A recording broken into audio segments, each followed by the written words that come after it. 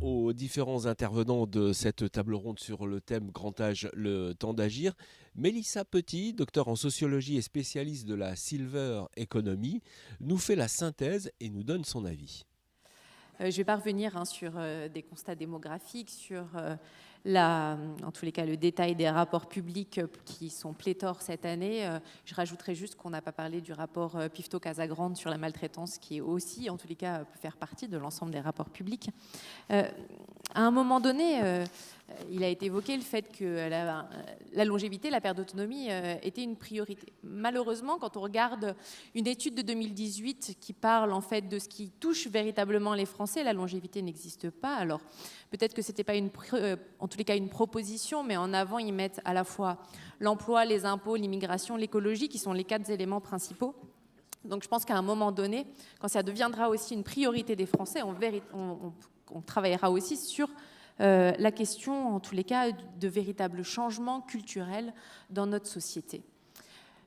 Comme on a aussi cité Simone de Beauvoir, je me permets aussi de le faire. Simone de Beauvoir a dit une fois qu'il fallait briser la conspiration du silence. Et si je dis en fait que ça ne fait pas partie des priorités réelles des Français de questionner la longévité, eh bien c'est comment on arrive à un moment donné à briser cette conspiration du silence, de ne pas du tout parler de la longévité, en tous les cas j'exagère bien évidemment parce qu'on en parle de plus en plus dans les médias, mais véritablement de se dire que c'est un fait de société qui doit tous nous toucher. Tous nous toucher parce que à un moment donné, quand on parle des vulnérabilités, et je reprends la citation d'Édouard de Henzel qui a été donnée par M. Libaud, qui disait également qu'à un moment donné, les plus âgés étaient les ambassadeurs de nos vulnérabilités, mais ça veut dire aussi qu'à un moment donné, dans nos parcours de vie, on est tous à un moment donné vulnérables à différents niveaux, mais on peut l'être. On peut l'être parce qu'à un moment donné, on peut avoir une opération du genou qui va nous empêcher de circuler. On peut aussi, par exemple, circuler en poussette dans les transports parisiens et on va sentir des vulnérabilités. On peut avoir une maladie chronique invisible. Les vulnérabilités, ça peut faire partie de nos quotidiens, mais c'est à un moment donné comment on arrive à les expérimenter pour prendre conscience véritablement. Alors, unicité est un exemple d'expérience de la vulnérabilité de l'autre, mais pour prendre conscience également que ce n'est pas un poids, mais une richesse, cette vulnérabilité ou ces vulnérabilités. Et qu'à un moment donné, quand je disais aussi comment on arrive véritablement à prendre conscience de cette expérience, si on prend l'exemple de l'écologie, si j'ouvre mon robinet et qu'à un moment donné, je vois que l'eau est polluée, eh bien, je prendrai véritablement conscience de ces problématiques écologiques. Donc, que faut-il véritablement faire pour que, individuellement et collectivement, on soit véritablement tous touchés et que quand on regarde les 4 priorités qui questionnent les Français, la longévité ou en tous les cas la perte d'autonomie en soit un. Quand on questionne l'autonomie, eh bien, c'est aussi le lier malgré tout à l'hétéronomie, c'est-à-dire que l'autonomie, c'est pouvoir décider par soi-même. Il y a une étude qui avait été faite sur les jeunes adultes d'un sociologue qui montrait en fait que les jeunes adultes aussi expérimentaient leur autonomie, mais grâce à la solidité et la présence de leurs parents, donc à la présence d'un tiers. Donc ça veut dire aussi à quel moment, quand je conserve mon autonomie dans le grand âge, eh bien je suis aussi accompagnée par des tiers pour pouvoir la conserver. Je donne un autre exemple. J'intervenais avec les petits frères des pauvres dans une émission de radio par rapport à leur rapport qui est sorti en septembre sur l'isolement des personnes âgées et le regard par rapport au territoire. Et donc il y avait une personne qui était accompagnée par les petits frères. Et elle disait qu'il était important pour elle d'avoir ce tiers du bénévole et de la présence des petits frères des pauvres pour que se questionner sur son lieu de vie et son lieu de vie d'aujourd'hui et de demain. C'est-à-dire que en tous les cas, quand on se questionne sur des temps de la vie et sur des frictions, eh bien, on a besoin d'être accompagné par des tiers. Donc l'autonomie, elle peut réussir à être présente parce qu'on est, en tous les cas, avec d'autres.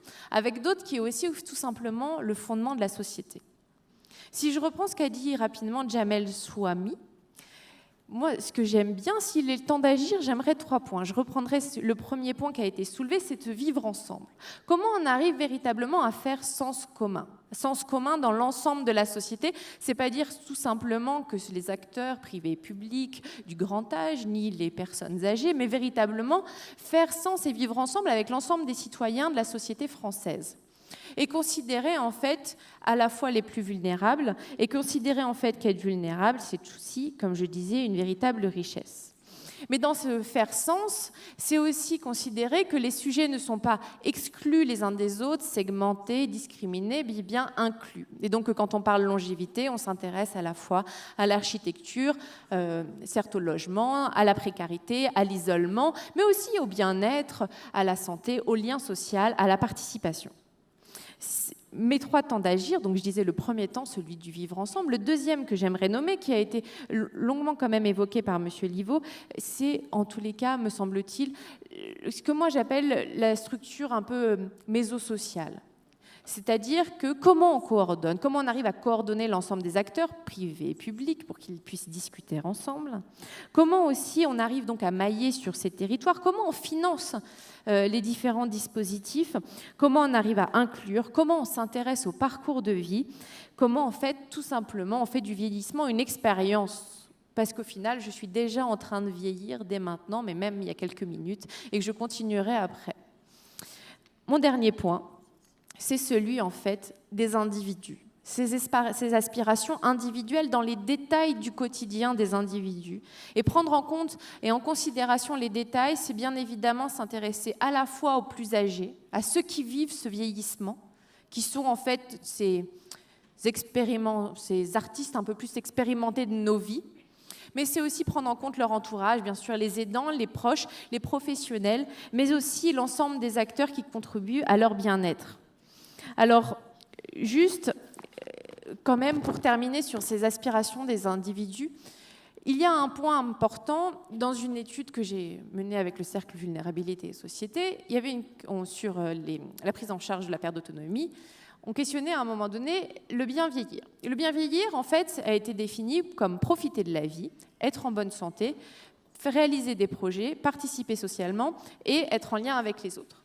Donc, de fait, comment on réussira dans les aspirations individuelles à créer, je dirais, des liens sociaux, de la participation sociale, même quand on est dans le grand âge. Ça me semble véritablement important. Ma phrase de fin, c'est bien sûr, on peut reposer des choses sur les politiques publiques et on espère véritablement qu'en 2020, il y aura une politique enfin volontaire, engageante. Et on y croit, on va garder nos expériences. Bien sûr, on peut aussi espérer que les acteurs enfin se coordonnent, je dirais privé, public, mais comment individuellement, dès maintenant, nous aussi, on peut agir pour le grand âge, notre grand âge et celui de nos proches. Merci.